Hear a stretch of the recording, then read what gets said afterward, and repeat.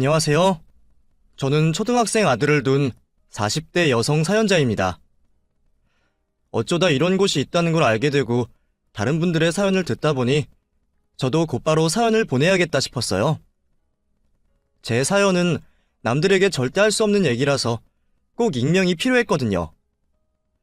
쉽게 말할 수 없는 일이기에 평생 비밀로 해야겠다 싶었지만 가끔은 속에 너무 무거운 짐을 지고 있는 것 같아서 답답할 때가 많았습니다. 그러다 보니 이렇게 익명을 빌려 사연을 보내면 조금은 그 짐이 덜어지지 않을까 싶더라고요.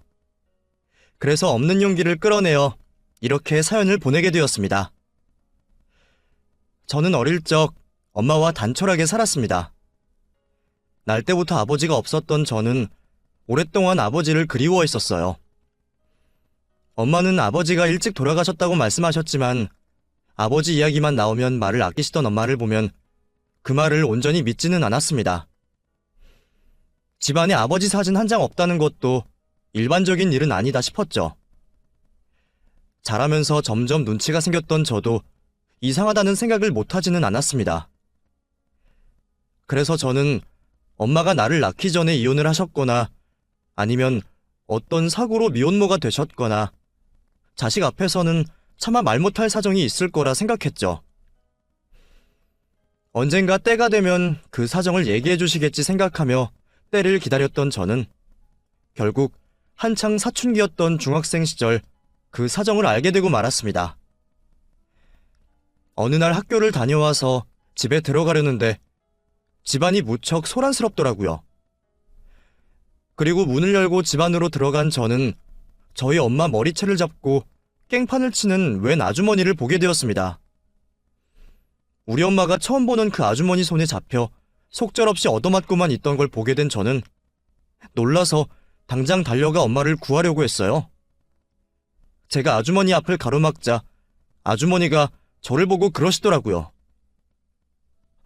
왜 이러세요? 누구신데 남의 집에서 이러세요? 그만 안 두면 경찰 신고할 거예요? 인연이니 딸년이구나. 인연 퇴바라진 것 좀 보게. 어디서 어른 앞에 따박따박 대들어. 네 딸 보니까 너 같은 년 뱃속에서 나온 년이 맞긴 한가 보네. 이 더러운 거사 저리 안 꺼져? 그만하세요. 잡는 건 나 하나면 족하지 왜 애한테까지 그래요? 감히 남의 남편이랑 눈 맞아서 남의 씨 훔쳐간 년이 지 새끼는 귀한가 보지? 이 더러운 년들아! 누군지 모르는 그 아주머니는 처음 본 제게 별별 막말을 다하며 저와 엄마를 모욕했고 그 말에 저는 그제서야 제가 모르고 있었던 아버지의 비밀을 알게 되었습니다. 엄마는 가정이 있는 남자를 만났고 유부남과 외도로 저를 가졌던 거였어요. 그렇게 저는 혼외자로 태어나 아버지라는 사람에게 최소한의 생활비만 받고 있었고 어디론가 돈이 매번 흘러간다는 걸 알게 된 그 집 와이프가 저희 집을 찾아왔던 것이었습니다. 설마 나한테 그런 출생의 비밀이 있을 거라는 생각은 하지 못했던 저는 그 일로 큰 충격을 받을 수밖에 없었습니다. 내가 불륜으로 태어난 자식이었다는 게 도저히 받아들여지지 않았어요. 그리고 제가 가장 사랑하던 엄마가 사람들에게 손가락질 받는 상간녀라는 게 믿을 수가 없었죠.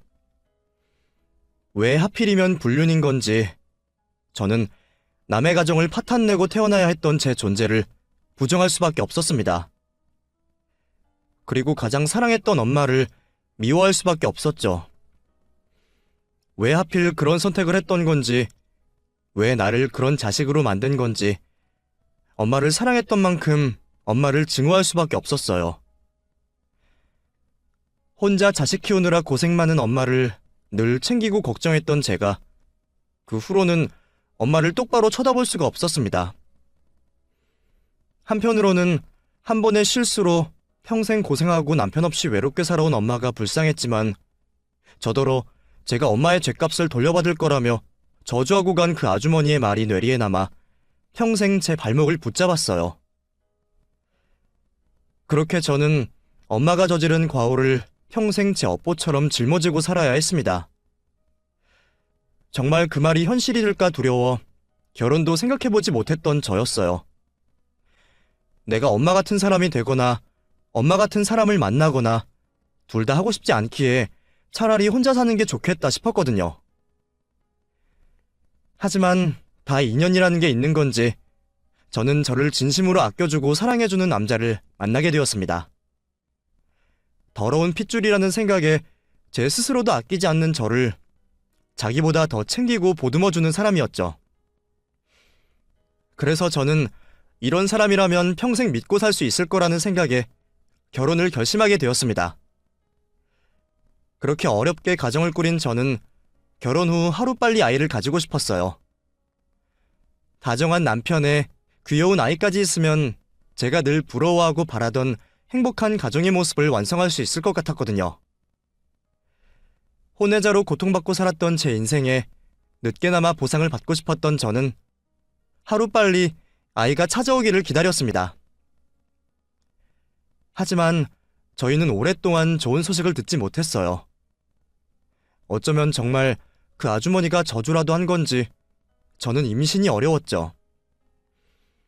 갖은 노력을 하고 별별 짓을 해봐도 아이는 찾아와 주지 않았고 몇 년을 고생하던 저는 점점 지쳐만 갈 뿐이었습니다.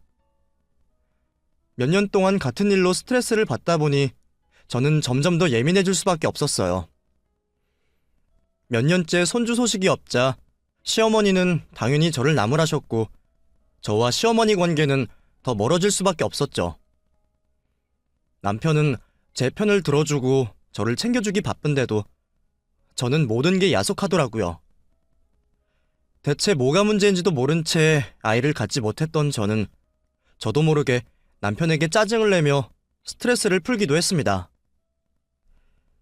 그렇게 8년이라는 시간을 겨우 버텨왔던 저는 너무 이른 나이에 친정엄마의 죽음까지 겪어야 했어요.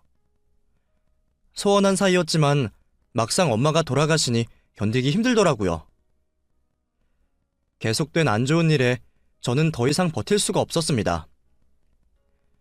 우울증인지 히스테리인지 저는 더 예민해지고 남편을 더 힘들게 만들었어요. 지난 10년간 남편도 그런 저를 견디고 참느라 참 많이 고생이었을 거라 생각했습니다.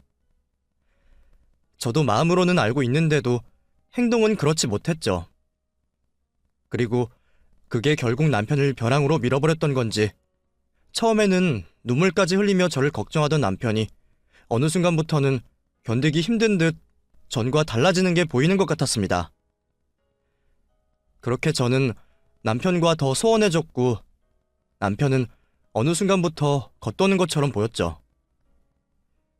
그리고 한참 나중에서야 남편에게 이상한 낌새를 느끼게 된 저는 남편에게 다른 여자가 있다는 걸 알게 되었어요. 그 사실에 저는 너무 큰 배신감을 느꼈습니다. 어느 상황에서도 끝까지 나만 사랑할 것 같았던 남편이 나 말고 다른 여자를 만났다는 게 믿어지지도 않았어요.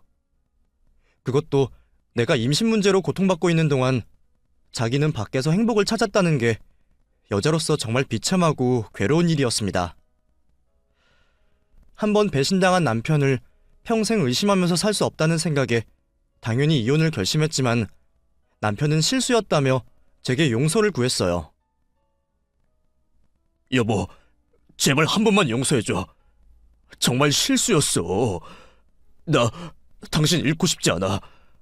그때는 나도 너무 힘들었고 모르겠어.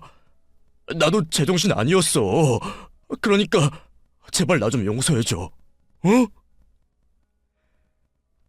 저는 남편에게 아무 말도 하지 못했습니다. 계속 만날 생각은 없었다. 몇 번 만나고 관계를 정리한 게 전부였다며 저를 설득하는 남편의 말을 전부 믿었던 건 아니었습니다. 그것보다는 오래전 나를 저주했던 그 사람 말처럼 내가 정말 우리 엄마의 업보를 돌려받았구나 싶었거든요. 어쩌면 내가 남편을 너무 끝으로 몰아서 그 사람이 숨 쉴 구멍을 찾아 도망간 게 아닌가 싶기도 했죠. 그런 상황에서조차 저는 남편을 완전히 원망할 수가 없었습니다. 그리고 남편 말대로 저도 남편 없이 살 수 없을 것 같았어요. 남편은 그 여자를 진작 정리했다며 다시는 그런 일이 없을 거라 다짐했고 저는 남편과 상간녀와 삼자 대면을 하고서야 남편을 처음이자 마지막으로 용서하기로 했습니다. 다시 한번 이런 일이 벌어진다면 그때는 뒤도 안 보고 이혼을 할 거라고 했죠. 남편은 제게 진심으로 용서를 빌었고 그 후 다시 예전의 남편으로 돌아왔습니다.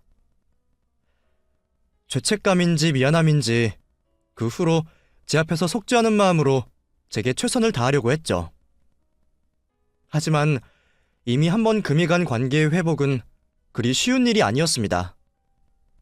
그 일은 남편을 믿었던 제게 너무 큰 상처를 주었고 제가 다시 남편을 신뢰하는 건 무척 어려운 일이었어요.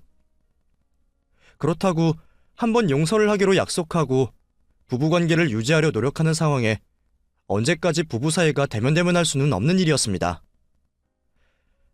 그래서 저는 관계 회복을 하려면 더더욱 아이가 필요하다 생각했어요.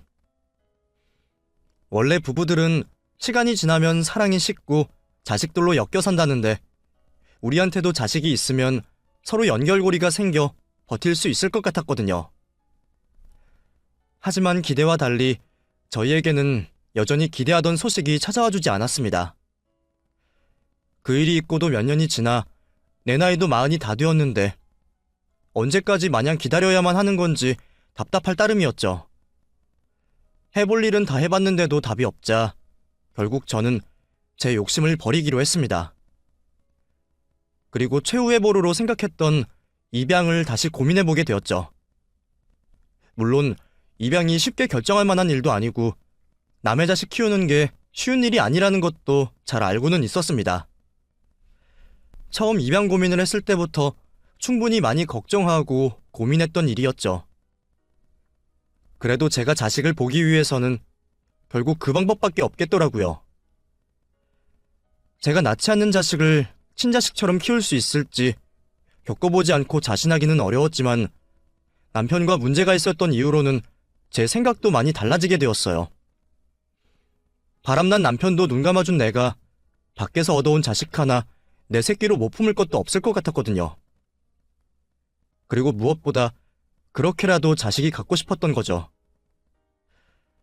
자식 낳을 수 있는 사람들도 입양해서 남의 자식 잘만 키우는데 더 이상 욕심낼 수도 없는 제가 그 사람들보다 걱정이 더할 리는 없을 거라 생각했습니다. 무엇보다 남편과의 관계 회복을 위해서라도 저는 자식을 보고 안정적인 가정을 꾸리고 싶었어요. 결국 저와 남편은 다시 입양 얘기를 꺼내게 되었습니다. 여보, 우리 그냥 입양할까? 입양? 당신 진심이야?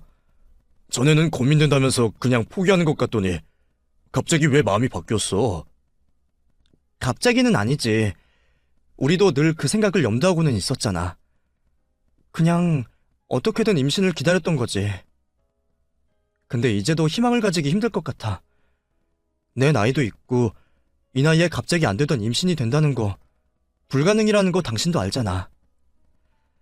병원에서도 포기하듯이 말하는데 우리가 뭐 잘났다고 하염없이 기적을 바라고 있겠어. 나도 이제 더 미련 없이 그만 힘들고 싶어. 나는 자식 없어도 괜찮아. 혹시 나 때문에 입양 고민하는 거면 무리하지 않아도 돼. 자식 좀 없으면 어때? 우리끼리 잘 살면 되지. 안 그래?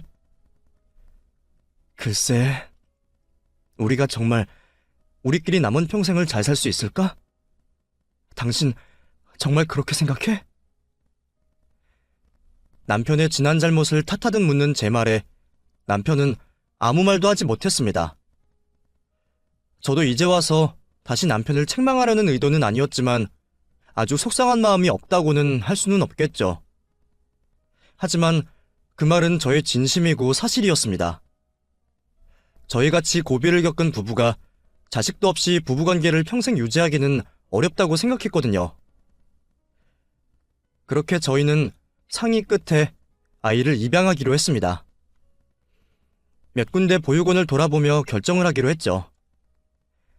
남의 자식을 데려다 키우는 일이라고 하지만 저는 왠지 어딘가에 저희와 맞는 인연이 있지 않을까 생각했습니다. 천륜도 하늘이 정하는 거라는데 그럼 인연도 하늘이 정해주시는 게 아닐까 싶었거든요. 어딘가에 나한테 찾아와주지 못한 제 인연이 있을 거라 생각하며 저는 마음에 들어오는 아이들을 찾게 되었습니다. 물론 모든 아이들은 다들 사랑스럽고 예뻤어요. 이 아이들이 다 부모 손을 떠난 걸 생각하면 마음이 복잡했죠. 누구는 갖지 못해 안달인데 누구는 낳아놓고도 버리는구나 싶어서 억울한 생각마저 들었거든요. 그래서 그 예쁘고 여린 아이들이 모두 하나같이 안타까웠어요. 하지만 그렇다고 제가 그 아이들을 다 데려올 수는 없었으니 하나만 골라야 했는데 그게 너무 어렵더라고요. 그런데 남편은 은근히 눈에 걸리는 아이가 있는 듯 했습니다. 몇 군데의 보육원을 다니면서도 별 내색 않던 남편이 어느 아이에게 관심을 갖는 것 같더라고요. 아직 제 선택을 위해 별말 않는 것 같았지만 10여 년을 같이 살았던 제가 남편의 의중을 모를 수가 없었습니다. 그래서 저도 그 아이를 더 눈여겨보게 되었어요. 자꾸 보다 보니 그런 건지 남편이 관심을 가지는 걸 알아서 그랬는지 몰라도 이상하게 그 아이가 저희 남편이랑 많이 닮았다 싶더라고요. 이제 겨우 2돌쯤 지난 아이다 보니 자라는 아이 얼굴이야 모르는 거지만 남편과 묘하게 닮은 그 아이에게 저도 눈길이 갈 수밖에 없었죠. 사람은 닮은 사람에게 끌린다 그러더니 그게 부모 자식 간의 인연에도 적용되는 건가 싶었습니다. 그렇게 점점 그 아이에게 마음이 끌렸던 저는 결국 남편에게 그 아이를 데려오자고 이야기를 꺼냈습니다. 제 눈치를 보는지 별말 못하던 남편도 그 아이 얘기에 반색을 하는 게 보였어요. 정말? 당신도 준영이가 마음에 들어?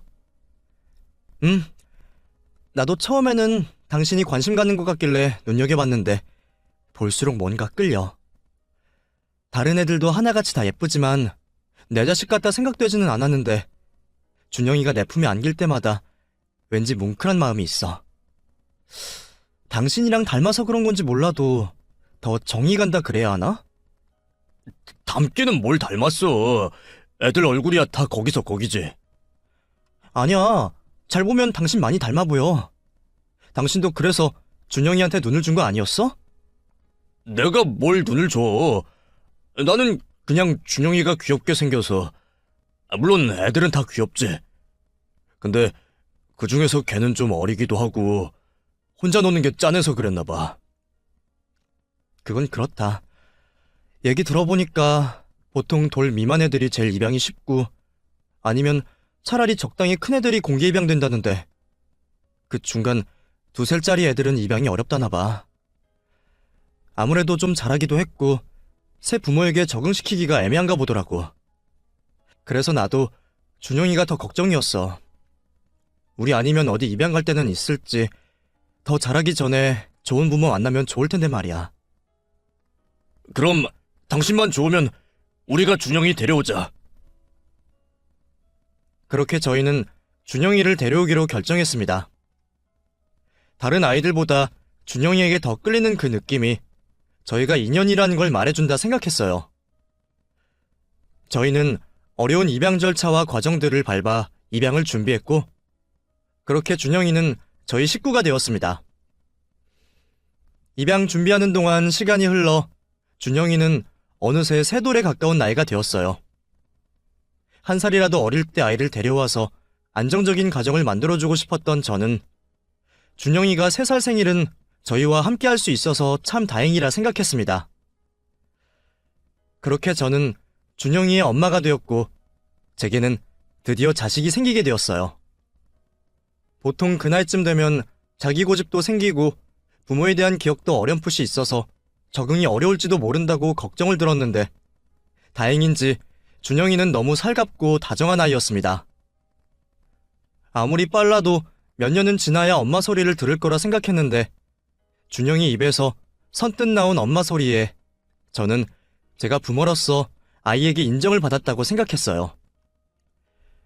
이제 막 말을 하면서도 저를 곧잘 엄마라 부르며 따르는 아이를 보니까 얘가 정말 제 자식이 맞구나 확신이 들더라고요. 준영이는 하루빨리 적응을 했고 저희는 그렇게 남부럽지 않은 행복한 가족이 되었습니다. 어려운 결정이었지만 그럴 만한 가치가 있다고 생각했죠. 그렇게 앞으로는 행복한 날들만 있을 거라 생각했던 저는 어느 날 청천벽력 같은 소식을 듣고 말았습니다. 그건 다름 아닌 남편의 사고 소식이었죠. 준영이가 들어오면서 이제 우리 가족에게도 봄 같은 행복만 찾아올 거라 생각했는데 그런 와중에 남편이 교통사고를 당했다는 소식은 믿기 어려웠습니다. 원래 불시에 벌어지는 게 사고라고는 하지만 그게 자기 일일 거라 생각하고 사는 사람은 아무도 없을 테니까요. 급히 병원에 달려간 저는 수술방에 들어가 있는 남편을 마주하게 되었습니다. 그리고 그날 남편은 열 몇 시간이 넘는 수술 끝에도 결국 의식을 찾지 못했어요. 그 순간 저는 남편을 전부 용서할 테니 남편이 제발 살아오기만을 기도했습니다. 하지만 남편은 결국 저와 어린 자식을 두고 세상을 떠났습니다. 아이를 입양하고 반년 만에 벌어진 남편의 죽음에 저는 할 말을 잃었어요. 이제 막 저희를 부모로 받아들이며 적응한 아이에게 아빠의 죽음을 뭐라고 알려줘야 할지 막막하더라고요. 그나마 다행인 건 아이가 어리다는 거였습니다. 3살짜리 아이에게 그런 말을 할 수도 이해를 시킬 수도 없다는 게 감사할 따름이었습니다. 하지만 저는 남편의 죽음을 받아들여야만 했습니다. 이제 나 혼자 준영이를 키워야 한다는 걸 하루빨리 받아들이는 게 아이와 저를 위하는 길이었으니까요. 덕분에 저는 남편을 떠나보낸 불쌍한 과부 노릇도 길게 할 수 없었어요. 이제 남은 평생 혼자 자식을 키우며 살아야 하는 저는 쉴 틈이 없었습니다. 외벌이를 자처해준 남편 덕분에 아이와 긴 시간 같이 하려던 제 계획은 틀어졌죠. 당장 먹고 살기 위해서라도 저는 다시 일을 해야 했고 이제 겨우 안정을 찾아가는 아이를 어린이집에 떼어놓아야만 했습니다. 속이 상했지만 그게 사는 길이었죠. 앞으로 나 혼자 평생 벌어서 아이를 잘 키울 수 있을지 현실적인 고민들에 막막하기만 했습니다. 저 혼자 벌어서 대충 먹고 살 수는 있다고 해도 아이에게 해주고 싶은 걸 다 해줄 자신은 없었거든요. 어렵게 남의 자식 데려와 키우게 된 마당에 아이를 돈 때문에 고생시키고 싶지 않았기에 저는 더욱더 열심히 살 수밖에 없었어요. 그러던 어느 날 저희 집으로 웬 퀵서비스 택배 하나가 도착했습니다. 과일 박스 정도 되어 보이는 상자였는데 일단 제 이름에 저희 집 주소로 보내졌다니 받기는 받았지만 보내는 사람 이름이 없는 그 택배에 저는 당황스러웠습니다. 기사님, 이거 누가 보낸 건지 알 수 없나요? 왜 주소나 이름이 없죠? 글쎄요. 저도 회사에서 갖다 주라니까 갖고 온 거지 뭔진 모르겠네요. 근데 가끔 그런 게 있긴 있어요. 받는 사람만 있는 택배. 네? 그럼 누가 보낸지도 모르는 택배를 받으라는 거예요? 보낸 사람이 누군지 알 수 없어요? 뭐 저희 기사들이야 그런 건 모르고 아마 알아보시려면 회사 쪽에 알아보셔야 할 거예요. 그럼 혹시 알아볼 수 없을까요? 괜히 받았다가 혹시 잘못될까 봐요. 에이, 받는 사람 주소가 확실한데 뭐 잘못될 게 있겠어요. 저 바쁘니까 궁금하면 회사에 연락해보시던가요. 일이 많이 밀린 건지 자꾸 캐묻는 제 질문에 귀찮다는 듯 대답하던 택배기사는 제게 회사 전화번호 하나만 남기고 그대로 돌아가 버렸습니다. 결국 어쩔 수 없이 물건을 받아든 저는 무거운 택배를 겨우 들어 집 안으로 들였어요. 그리고 고민 끝에 제 앞으로 도착한 택배를 확인하게 되었습니다. 뭐가 됐건 내 이름도 알고 우리 집 주소도 알고 있으니까 나를 알고서 보낸 물건은 맞는 것 같더라고요. 안을 열어보면 뭐라도 알겠지 싶었던 저는 평소처럼 칼을 들고 와 박스를 열었습니다. 그리고 그 내용물을 확인한 저는 너무 놀라 제 눈을 믿을 수가 없었죠. 박스 안에 들어있던 것은 다름 아닌 돈이었습니다. 5만 원과 1만 원권이 섞여 여러 다발로 들어있는 어마어마한 양의 돈이었어요. 세상 천지에 택배로 돈을 보내는 사람이 어디 있는지 저는 너무 놀라 손이 떨릴 지경이었습니다. 대체 누가 나한테 이런 걸 보냈는지, 이 많은 돈이 어떻게 우리 집으로 오게 되었는지 저는 상상도 할 수 없었어요. 그 돈이 얼마가 되는 건지 감도 오지 않아 바라만 보던 중 돈다발 사이에 있던 쪽지 한 장을 발견하게 되었습니다. 분명 나한테 보낸 게 확실한 누군가의 쪽지에는 생각지도 못했던 말이 적혀 있었죠. 이영란 씨 보세요. 힘드실 텐데 도움이 되고 싶어 보냅니다. 이건 제 전 재산 3억입니다. 꼭 받아 써주세요. 자기가 누구인지, 왜 돈을 보내는 건지 가타부타 설명도 없이 자신의 전 재산이라며 3억이라는 큰 돈을 보냈다고 적혀있는 쪽지 내용에 저는 깜짝 놀랄 수밖에 없었어요. 대체 누가 나한테 이런 걸 보냈고 우리 집안 사정을 알고 있는 건지 저는 막연한 두려움과 긴장감에 심장이 두근거렸습니다. 아마 저희 남편이 죽고 자식과 단둘이 남겨진 제 사정을 알고 있는 것 같은데 그렇다고 자기 전 재산을 보낼 사람이 누굴까 싶었거든요. 시부모님도 몇 년 전 돌아가셨고 남편은 외동자식이라 다른 형제도 없었는데 그렇다고 죽은 식구의 처를 챙겨줄 일가 친척도 없는 사람이었습니다. 저야말로 혼외자로 태어나서 생부의 소식은 알지도 못했고 어머니는 천에 구하라 이런 걸 보낼 사람도 없었죠. 그 순간 잠깐이나마 한 번도 보지 못했던 아버지가 보낸 건 아닐까 싶은 생각을 했지만 그 생각은 이내 지울 수밖에 없었어요. 엄마 살아계실 동안에도 한 번 찾아온 적 없고 10몇 살 때까지 최소한의 생활비만 보냈던 사람이 이제 와서 전 재산을 보낸다며 저를 챙길 리는 없다 싶었거든요. 그런 사람에 대한 기대와 애정은 진작에 저버린 지 오래인 저였기에 생부는 아닐 거라 확신했지만 사실 생부를 뺀다면 저한테 이런 거액의 돈을 막무가내로 보낼 만한 사람이 없는 게 사실이었어요. 그렇다고 일면식 하나 없는 사람이 제 사정을 다 알고 전 재산이라는 돈을 보낼 리도 없을 테니까요. 거기다가 굳이 자기 정보는 드러내지도 않고 익명으로 보낸 것을 보면 제 앞에 당당히 나올 수 있는 사람은 아니었을 겁니다. 그럼 제가 그 돈을 그냥 받을 수는 더더욱 없는 일이었죠. 결국 저는 박스를 다시 닫아놓고 익명의 발송자를 찾기로 했습니다. 낮에 퀵택배 기사한테 회사 번호를 받아놓았던 저는 곧장 회사에 전화를 해봤어요. 익명으로 택배를 받았다며 누가 보낸 건지 알고 싶다고 했더니 그쪽에서는 자기네들도 모른다며 딱 잡아떼더라고요. 그럴 수가 있냐며 자꾸 캐물었더니 이제는 개인정보라며 못 알려준다고 하는 거죠. 답답한 택배업체의 태도에 화가 난 저는 어쩔 수 없이 택배회사로 직접 찾아가게 되었습니다. 가서도 설득을 하던 협박을 하던 보낸 사람을 알아야겠다 싶었거든요. 뭐 끝까지 못 알려주겠다고 한다면 경찰에 신고를 해서라도 알아낼 생각이었습니다. 그런 각오로 회사를 찾아간 덕분인지 그쪽에서도 결국 마지못해 제게 정보를 알려주었습니다.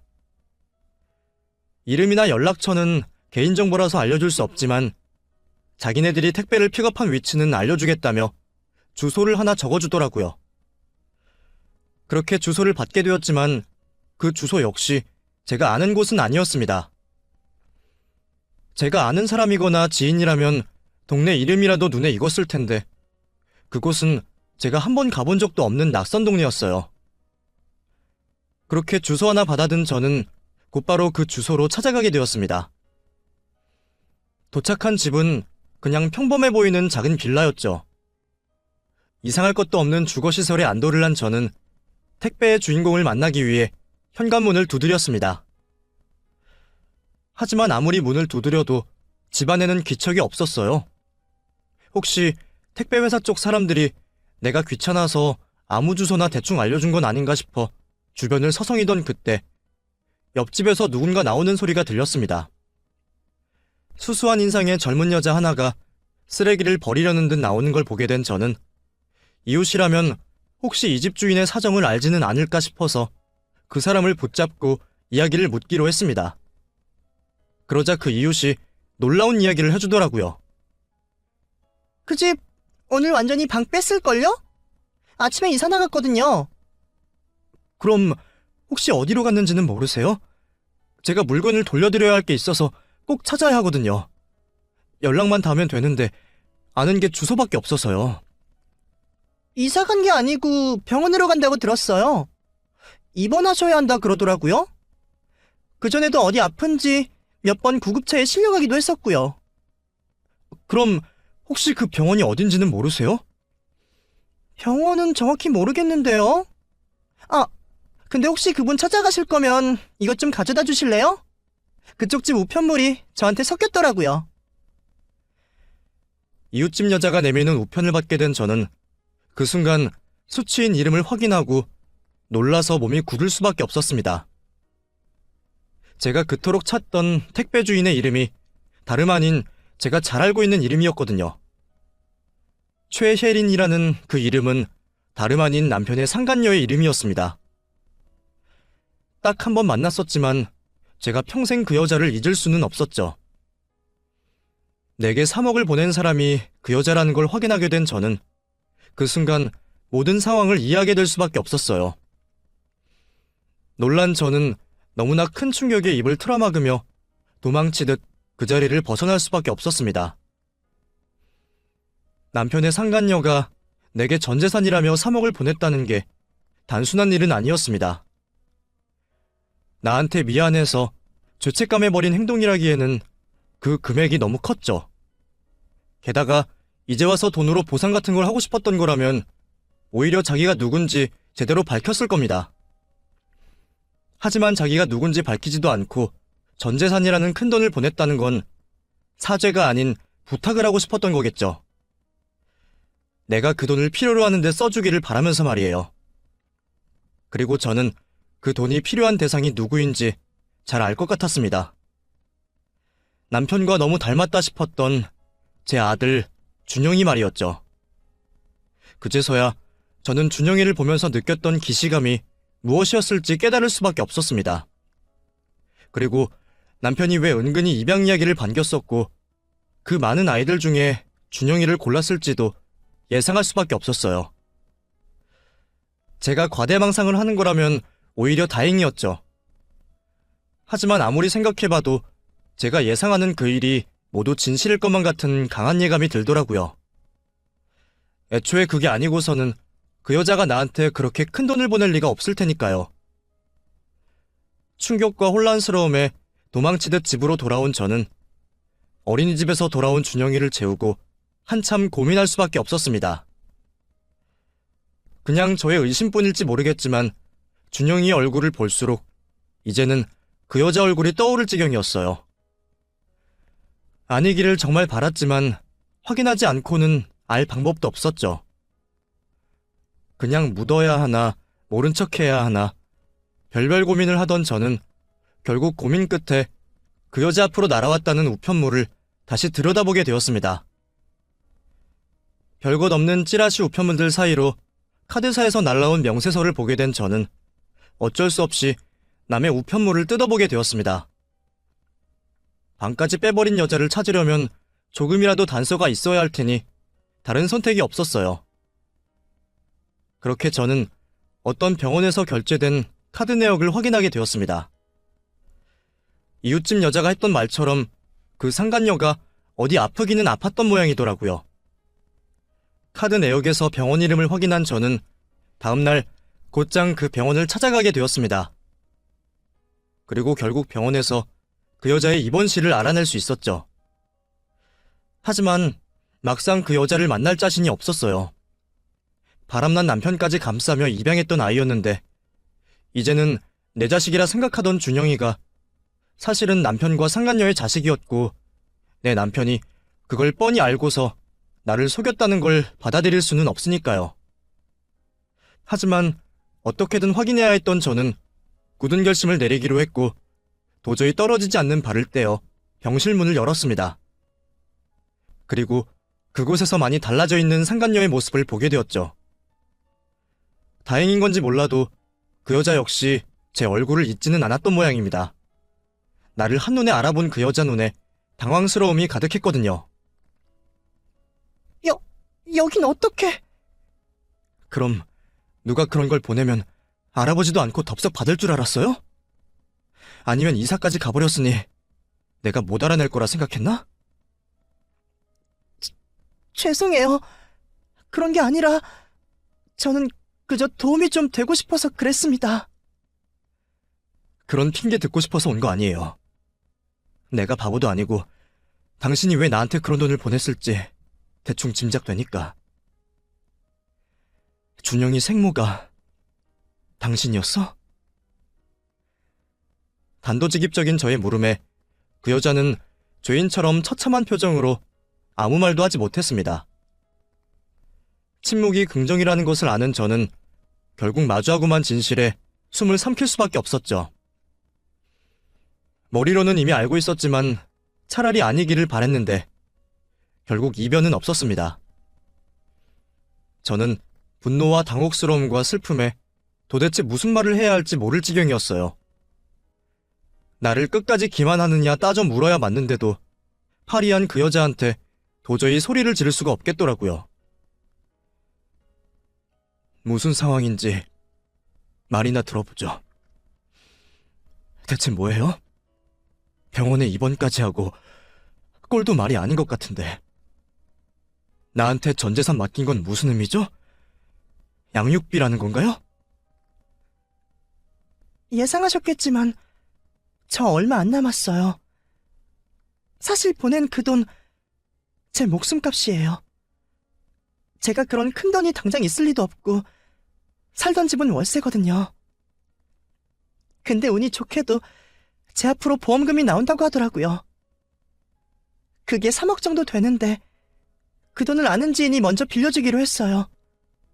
내가 죽으면 대신 보험금을 수령하기로 하고요. 그래서 돈부터 먼저 보낸 거예요. 내 목숨값으로 준영이랑 영란 씨한테 도움되고 싶어서. 그럼 처음부터 준영이 우리 집에 보낼 생각이었던 거예요? 내 남편이랑 둘이 짜고? 믿으실지 모르겠지만 그건 아니었어요. 준영이 태어난 거 그 사람은 처음에 몰랐어요. 나 혼자 내 호적에 올려서 낳았고 평생 제가 키우려고 그랬어요. 그런데 병을 알게 되고 매일 병원 다니면서 제가 아이를 챙길 수가 없었어요. 언제 죽을지 모르는 시한부 인생인데 제가 아이를 데리고 있을 수는 없잖아요. 그 사이 방치하느니 보육원에 보내는 게 맞다 생각했죠. 물론 그 전에 아이 아빠한테 말을 하긴 했었어요. 당신 몰래 애를 낳았는데 혹시 데려가 줄 수 있냐고. 그래서 내 남편이 뭐라 그랬어요? 데려가겠다고? 아니요. 왜 자기 허락도 없이 애를 낳았냐고 화를 내면서 안 된다 하더라고요. 그때 나랑 있었던 일은 철저하게 실수였고 와이프한테 더 상처 줄 수는 없다고. 대신 양육비를 보내겠다고 하길래 그냥 됐다 그랬어요. 그리고 결국 아이는 보육원에 보내게 됐죠. 근데 나중에 그 사람도 그 일을 알게 됐던 모양이더라고요. 내 사정도 알게 됐고요. 그 사람이 작정하고 영란 씨를 속인 건지 어쩐지 모르겠지만 저도 준영이가 그 집에 입양된 것 보고 깜짝 놀랐어요. 솔직히 영란 씨한테 미안하지만 아이를 위하면 다행이라 생각했어요. 너무 솔직하게 말하는 건 아닌가 싶을 정도로 노골적인 진심에 저는 기가 막혔습니다. 나한테 못할 짓이라는 걸 알면서도 아이를 위해 묵인했다는 여자나 나를 생각한다고 하면서도 입양하자는 내 말에 은근슬쩍 자기 핏줄을 데려온 남편이다. 다들 참 자기 생각밖에 못하는구나 싶더라고요. 그런 게 부모 마음인지는 모르겠지만 아무것도 모르고 뒤통수를 맞은 저는 속에서 천불이 날 지경이었습니다. 그런 줄도 모르고 아이가 남편을 닮았다며 내심 다행이라 생각한 제가 바보 천치 같았어요. 할 수만 있다면 죽은 남편을 데려와 뺨이라도 때리고 싶었죠. 잘못한 거 잘 알고 있습니다. 처벌받을 거라 생각해요. 어쩌면 아이 아빠나 저나 지금 천벌을 받고 있는 건지도 모르죠. 그 사람도 갑작스러운 사고로 떠나버렸고 저도 이제 곧 꺼질 목숨이니까요. 근데 아이는 잘못이 없잖아요. 그리고 영란 씨도 죄가 없죠. 그래서 제가 속죄를 할 수 있는 길은 그것밖에 없을 거라 생각했어요. 보상이라고 해야 하는지 지원이라고 해야 하는지 모르겠지만 뭐라도 도움이 되고 싶었거든요. 그렇다고 사죄받을 생각도 아니었습니다. 그냥 제가 끝까지 모른 척하고 아무것도 안 하기에는 미안해서 그랬어요. 그 여자는 제 앞에 무릎을 꿇고 사죄를 하며 눈물을 펑펑 흘리고 있었습니다. 사람을 가지고 놀아놓고 미안하다는 생각은 든다는 게 참 이상하다 싶었어요.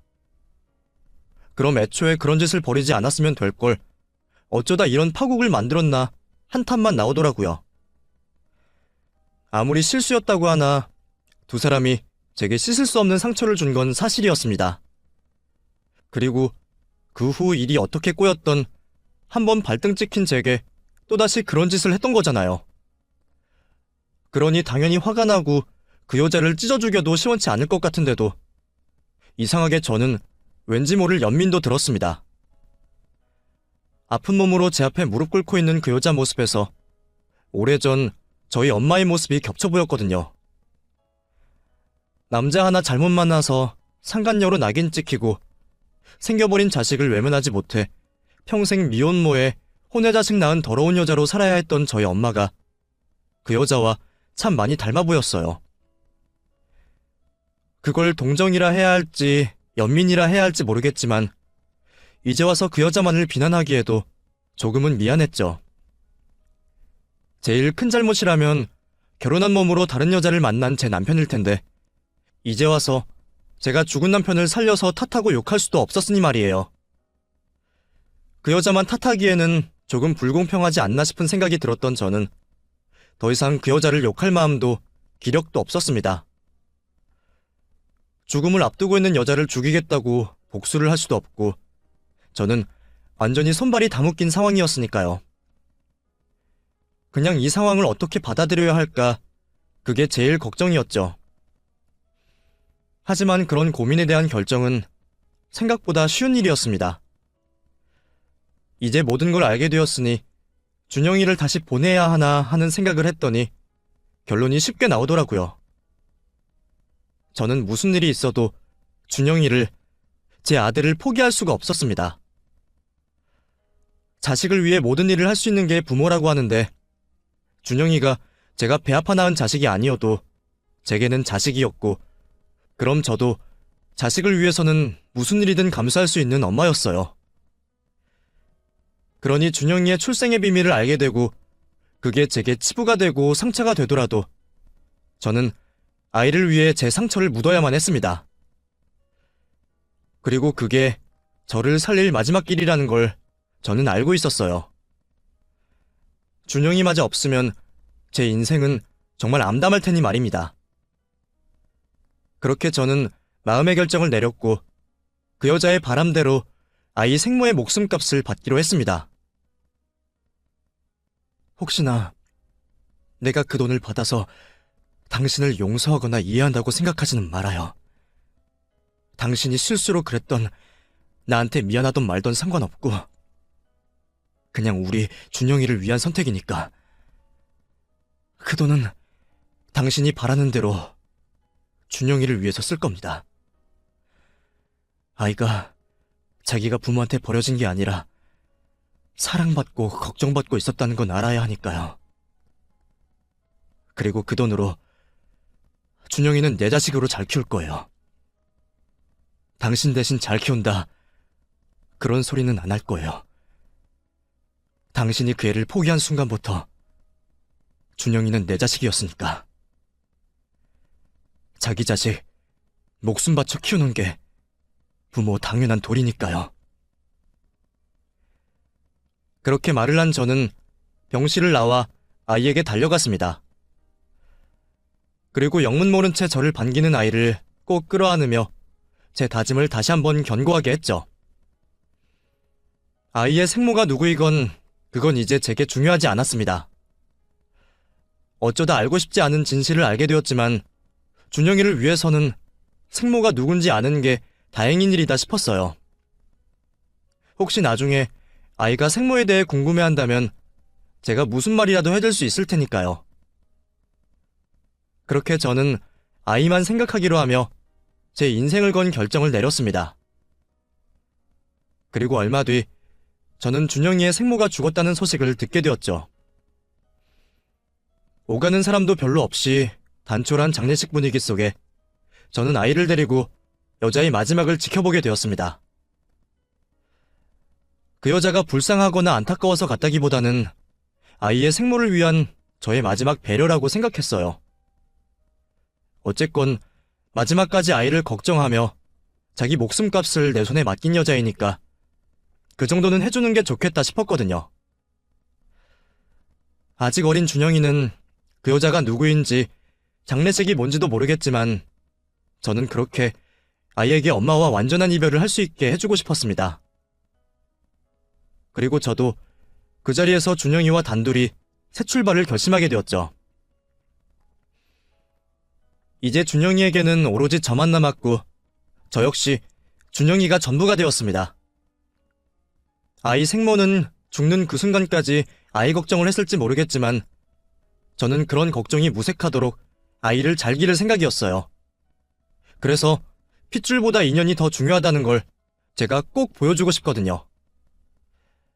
그렇게 저는 지금도 여전히 제 아들을 무엇보다 소중히 생각하며 잘 키워내고 있습니다. 아직 이 어린아이가 언제 다 자라서 제품을 떠나게 될지는 모르겠지만 그날이 오는 순간까지 저는 제가 할 수 있는 최선을 다하며 아이를 잘 기를 겁니다. 감사합니다.